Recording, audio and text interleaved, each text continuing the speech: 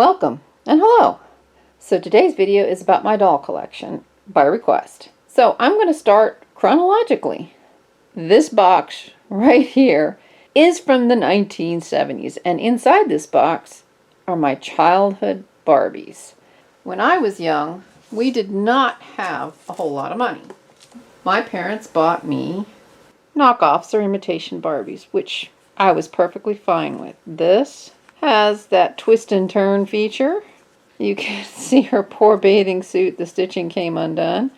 There's a mark on the bottom of her foot. I probably put my initials on it at one time so that my sister wouldn't steal my dolls. Our second doll is this poor girl. Now, I had gone to my mom's house and I asked her if she still had these, and she did. By gosh, I could not believe it. So here she is in an original 1970s dress, and she's gotten chewed up feet. Poor thing. Chewed up hands.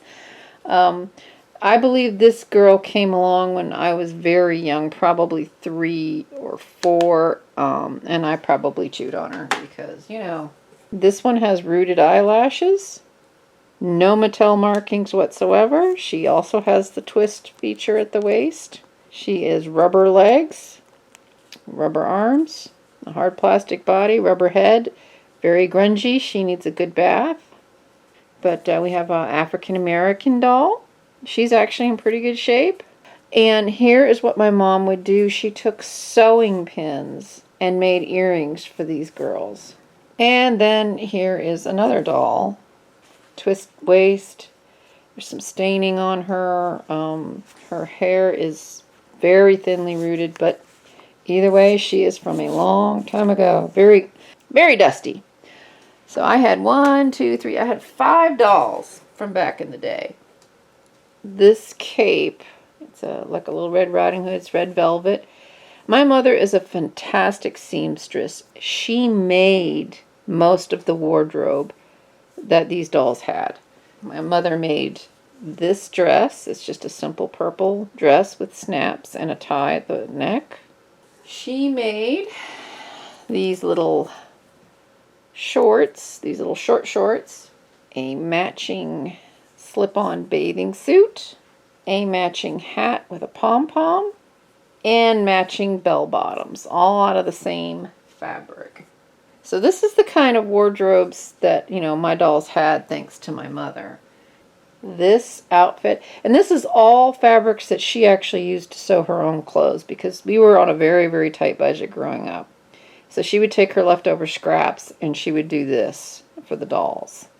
And these girls right here are where it all started. Now, I abandoned the dolls probably when I was about 9.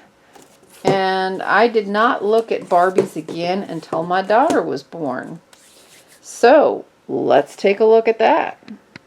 So, Barbies and beer. What do Barbies and beer have to do with each other? I'll show you. Storage.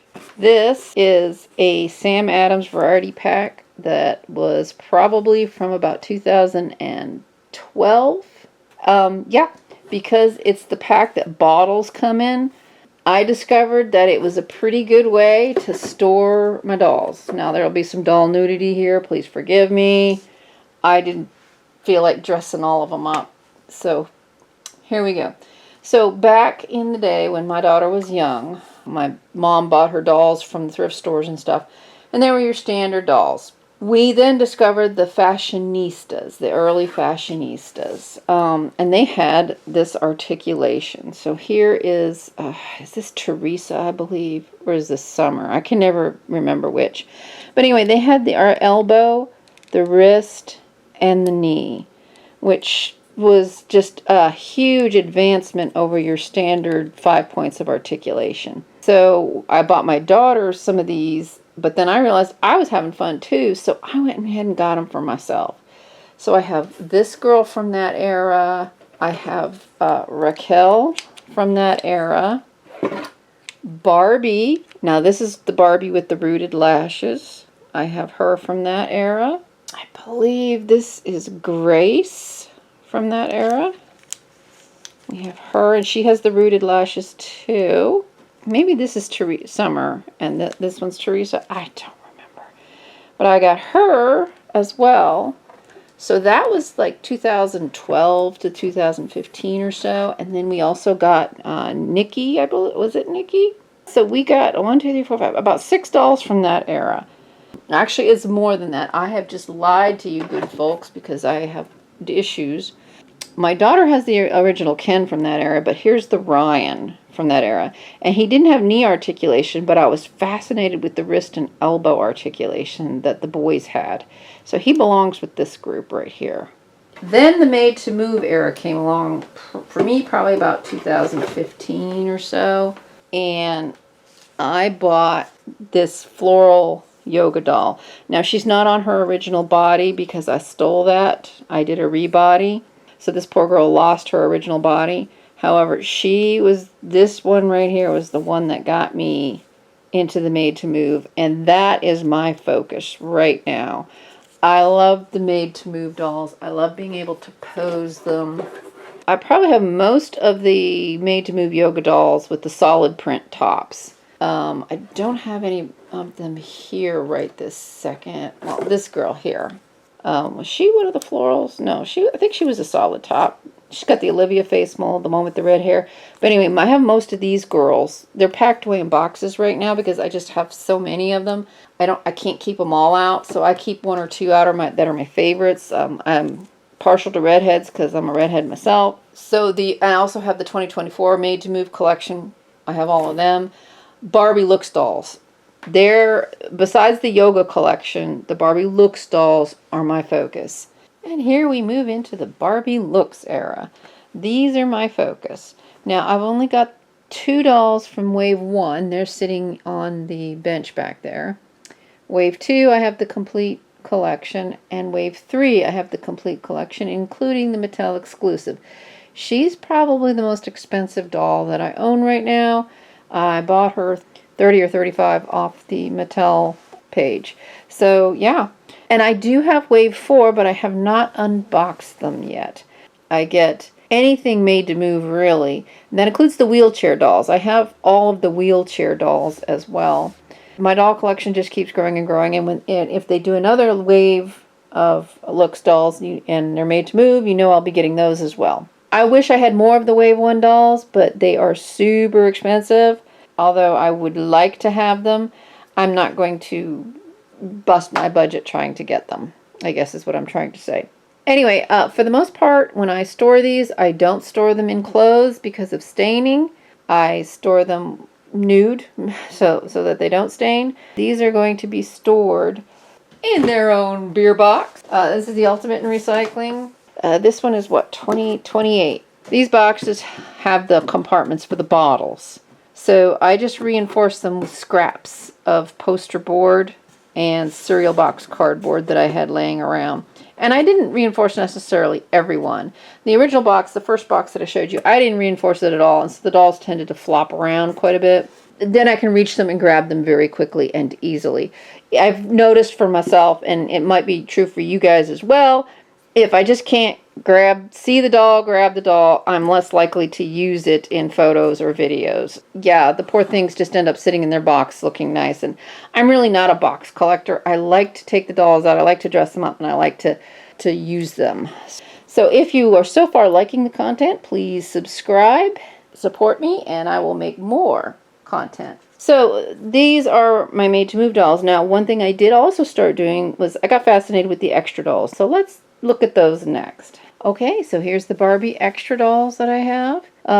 The first one I got was the girl with the burgundy hair. She came in the blue and black leopard print fuzzy suit. And I don't remember the numbers on any of these girls, but like this one's number 18. I actually had 2 of her because I turned her into my mini-me, and I stole the floral yoga curvy girl's body to rebody her so that I could have the full articulation in my mini-me. The one thing about these dolls that I don't like is they don't have any ankle articulation, and their feet can be either arched or flat. For the most part, they seem to be on the flat side. And if you are interested in seeing me unbox and review the 2 that are not unboxed yet, drop in a comment and let me know. but I also have the extra fly dolls. So let's get those up here on the table. So here's my entire extra fly collection. I just think they're so much fun. And I love the cases they came in. As you can see, I have not unboxed a single one of these, and they have been sitting in my doll room for a year. And I am not an in-box collector. So if you are interested in seeing me unbox these guys and give a review, shout out in the comments and let me know. So yeah, we've got the Safari Girl, our Ski Girl, who is the Barbie Millie face. We've got our Beach Girl. We've got our Beach Ken back here. And then this looks like, to me, she looks like Burning Man, like the desert. You know, she's going out to the desert to party in Burning Man. So anyway, that is the Barbie Extra Fly collection that I have. So then I also just have a mishmash of things like standard Barbies that I got for various reasons. So let's take a look at just a few of those. Okay, and to round it out, here we are today. I collect the sports dolls as well. There's more of them than this. I have the boxer. I have the original basketball player. So yeah, now I grab these guys when I can find them. I try to avoid rebodying because a doll that's inexpensive quickly becomes very expensive. So these two Odile mermaids were obviously rebodied. I did one as a curvy and one on the tennis player.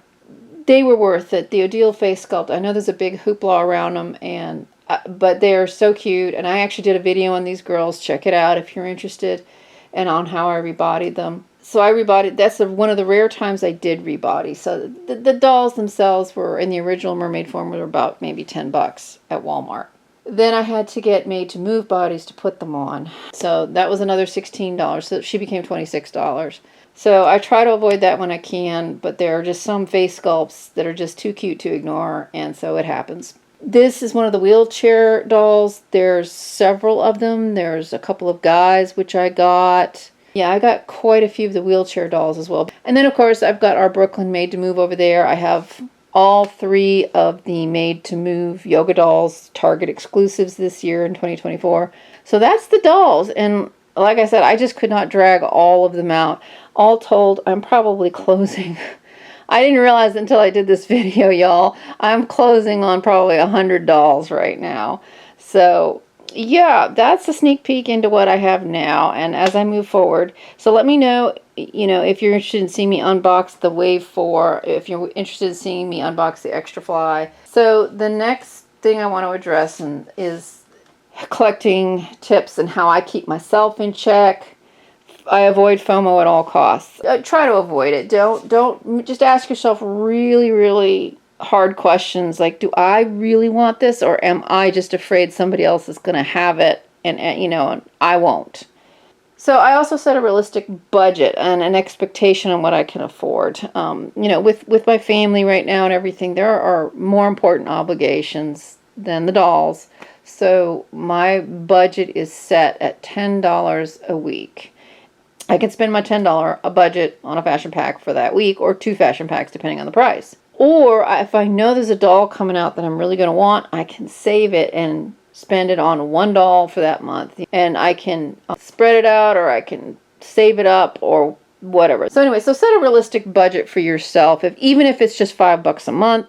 And our Dolls on a Budget video, we showed that you can go to places like Ollie's or Ross or whatever, and you can get a Playline Barbie doll for just a couple of bucks, and you can get mini fashion capsules to give them some nice accessories, and you can start your collection that way. A doll collection doesn't mean you've spent hundreds of dollars on the dolls. It doesn't. A doll collection is what you like, what you can afford at that time, and you get it and you enjoy it. That's a doll collection. It has nothing to do with price. So I know a lot of folks get hung up on price and, spending the money on it. No. If you like the dolls, if you are buying the dolls and you are setting them up and looking at them and enjoying them and playing with them with your kids or just by yourself, you're a doll collector. Welcome to the club. We got jackets. Decide what it is you like. Set boundaries. What do you like in a doll? Like I have said, mine is the articulation. I'm really stuck on that made to move articulation. So if it comes out with made to move articulation, I consider it for my collection. There are times when I say no, and I'm like, no, I'm not going to get that doll. It's like, do we need yet another Millie? So if another Millie comes out, like, I'm not going to get it because I already have a Millie made to move. So stick to your rules as much as possible, and your budget won't suffer. And then the final thing is, how much room do you have realistically to store the dolls, anything that comes with them, any of their accessories, their fashions? Do you have space for it all? So if you don't have a space or a room that you can dedicate to it, you have to think of in terms of a cabinet, like an IKEA bookshelf or something. And then you have to stick to that, unfortunately, until such time, as maybe you can get more space. So anyway, yeah, that is a huge consideration as well. So I can get 28 dolls in that beer box that I showed you. And it is about, I would say, about 12 inches deep by maybe 24 inches wide. And so in a 12 by 24 footprint, that's 28 dolls. I'm doing pretty good on storage. So anyway, that is what I had for you today. If you like this, please comment, share, like, subscribe, and check out more doll unboxing and crafting videos on my channel, and we will see you in the next one. Bye!